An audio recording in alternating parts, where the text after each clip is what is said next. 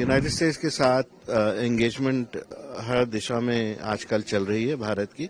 BTA जो है उसके ऊपर भी बातचीत चल रही है। जो संबंध है यूनाइटेड स्टेट्स और भारत के बीच, उन सभी में एंगेजमेंट जैसे पहले था वैसे चल रहा है। जल्द ही ये जो 50% की जो टैरिफ्स हैं उसमें कटौती जरूर आएगी। यूनाइटेड स्टेट्स के साथ एंगेजमेंट हर दिशा में आजकल चल रही है भारत की।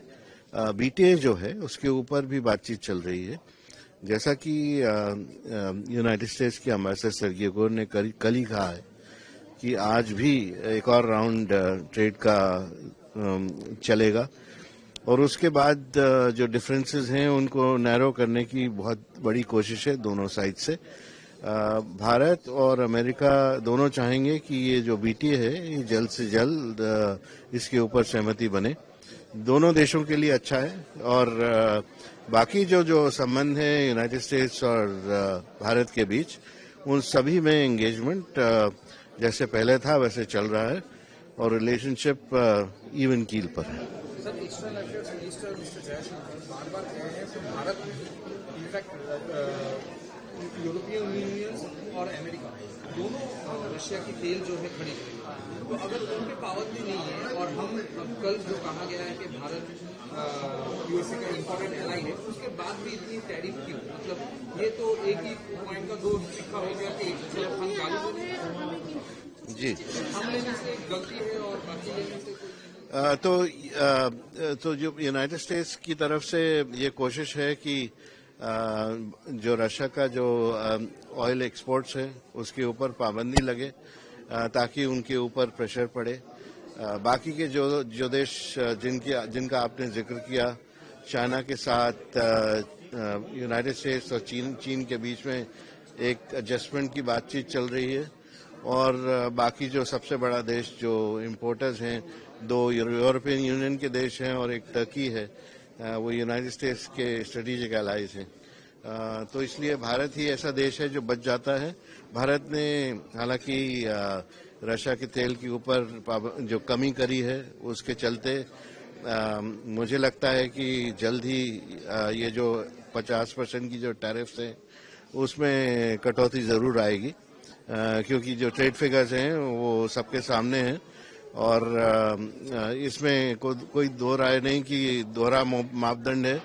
और भारत में कई लोग इन्होंने इसके बारे में अपनी ओपिनियन व्यक्त किया है और मुझे लगता है कि जल्द से जल्द ये मसला सुलझाएगा। तेजस की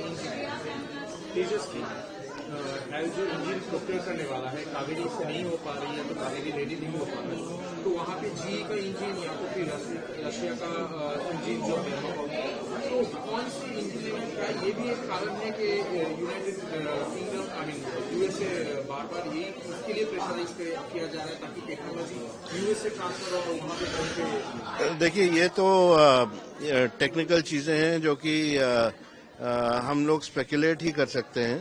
मेरे ख्याल से स्पेकुलेशन ठीक नहीं होगा, क्योंकि किस तरह का इंजन भारत को लेना चाहिए इसके ऊपर एक एक्सपर्ट कमेटी है और डिफेंस प्रोक्योरमेंट कमेटी है जो ये तय करेगी। मीडिया में और बाकी लोगों के जो बयान आए हैं वो तो ओपिनियंस हैं, तो मैं उस पर कोई टिप्पणी नहीं करना चाहता। चीन के साथ जो भारत के संबंध हैं वो पिछले कुछ दिनों में बेहतर हुए हैं और हमने देखा है कि फ्लाइट की रिजम्पशन हो गई है, वीज़ाज में जो सिचुएशन हो वो बेटर हुई है। उसके साथ साथ कॉमर्स मिनिस्ट्री की तरफ से भी बयान आए हैं कि चीन के जो इन्वेस्टमेंट्स हैं, जो पहले प्रेस नोट 3 के पाबंदियां थी वो हटा दी जाएंगी, उसके ऊपर विचार हो रहा है। तो लगातार बायलैटरल रिलेशनशिप में इम्प्रूवमेंट्स हैं और मुझे लगता है कि आगे चलकर ये एटमॉस्फेयर अच्छा बनेगा।